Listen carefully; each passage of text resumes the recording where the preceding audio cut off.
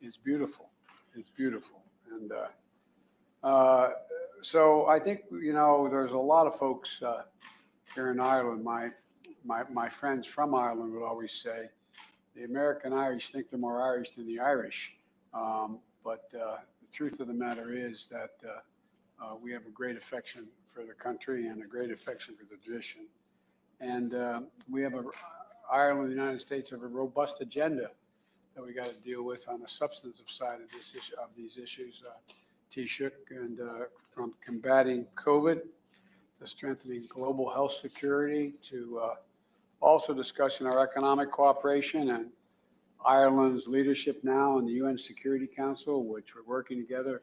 Our UN ambassador is online with us here, and I just welcome the leadership and your partnership.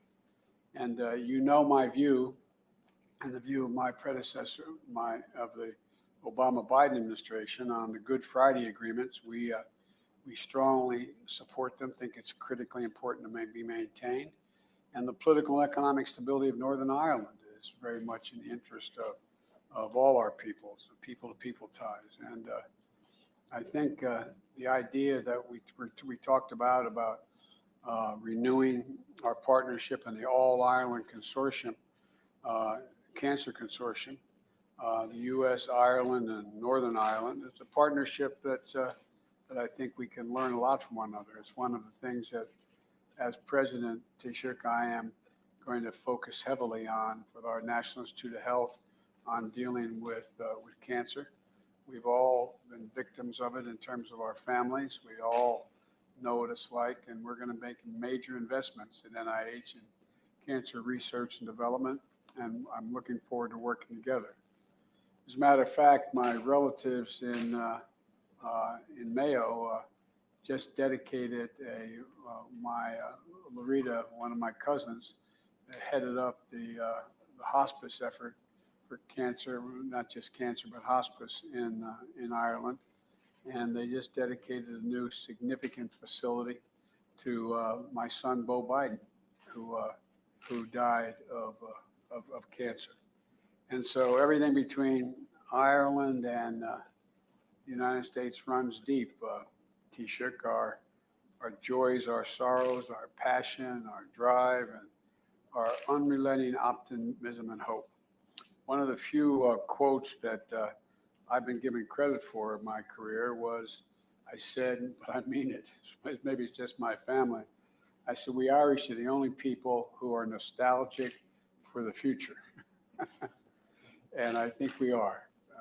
It's a great opportunity for you and I to get to talk a little bit. So I'm looking forward to our conversation, and I'm looking forward to getting deeper into discussion about some of the things that are of great mutual interest to both of us. But as we used to say in the United States Senator, Taoiseach, I yield the floor to you.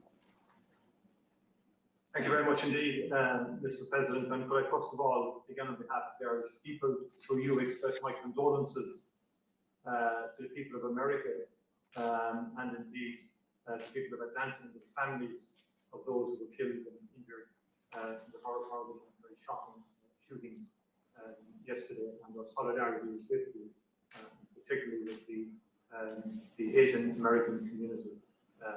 We stand together against such mindless acts of violence. And I know, Mr. President, that St. Patrick's Day is very special to you as a proud son of Ireland.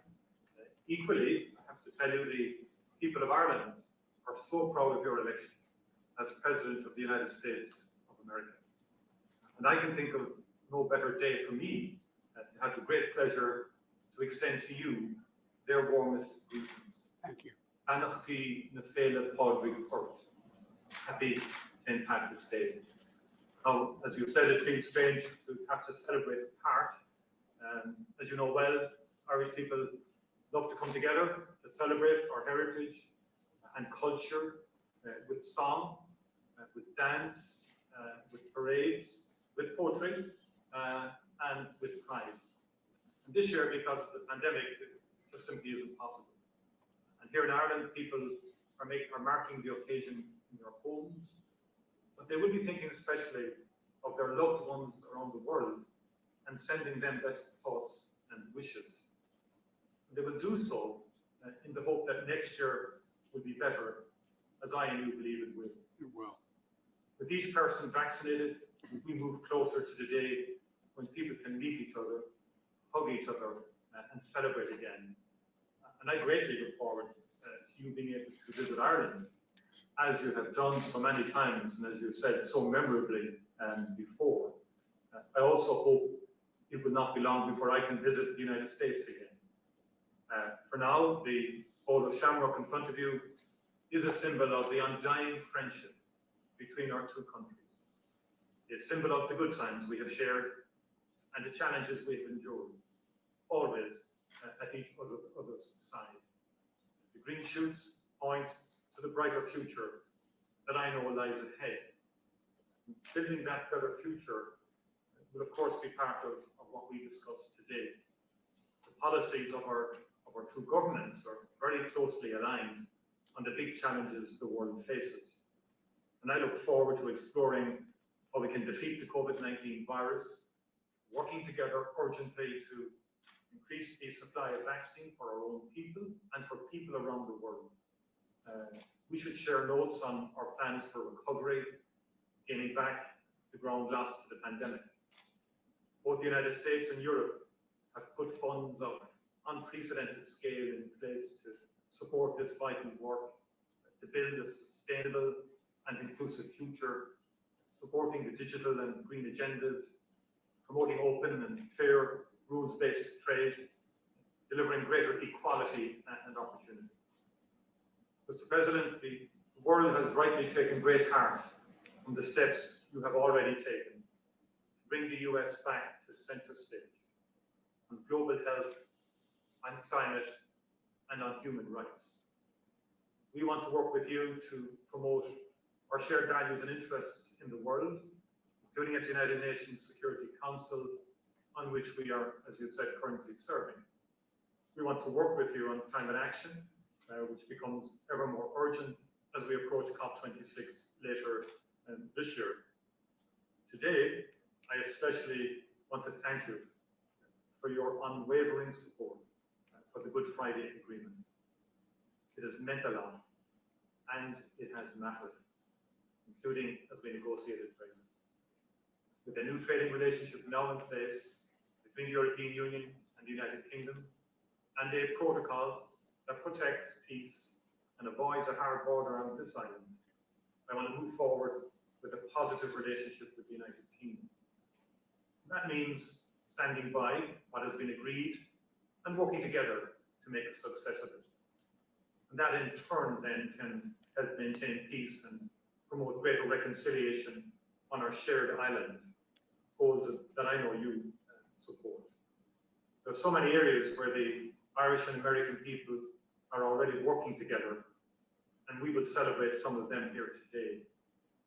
Consortium through which our practitioners and researchers will pool their efforts to defeat cancer, that most pernicious disease.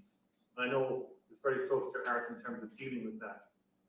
A new initiative to share our poetry and bring it to newer and younger audiences that we will announce today.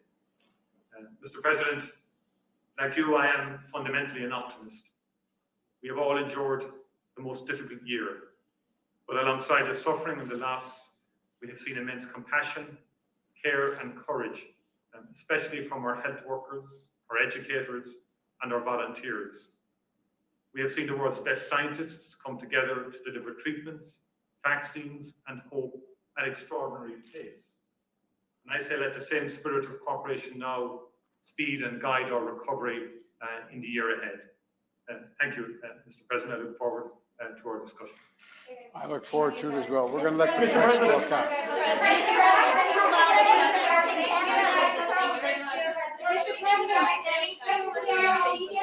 Thank you. Mr. President, how concerned are you about the current impasse in Thank Northern you, Ireland? guys. Let's go. Thank you. Let's go, guys. Thank you.